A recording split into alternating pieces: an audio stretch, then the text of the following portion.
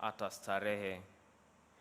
Kwa maana uzee ulio na heshima sio kama kitu chake ni wingi wa wakati tu, wala kipimo chake idadi ya miaka, bali ufahamu ni kama mvi kwa wanadamu, na maisha safi ni kama uzee ulio mtimilifu.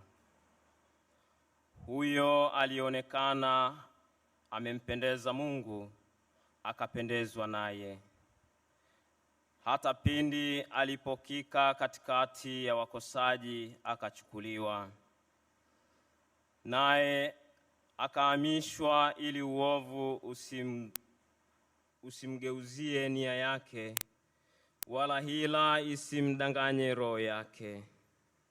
Mradi usihili wa utukufu ufumba yaliyo mazuri, na uvuruguvurugu wa tamaa upotosha akili zilizonyofu.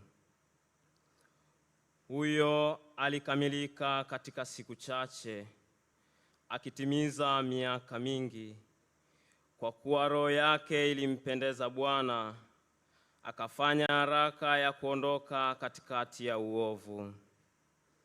Lakini kwa habari ya waovu, nao hawaoni huona lakini hawafahamu, wala watii mioyoni mwao neno hili, ya kwamba neema na rehema zina wateule wake, naye huwaangalia watakatifu wake.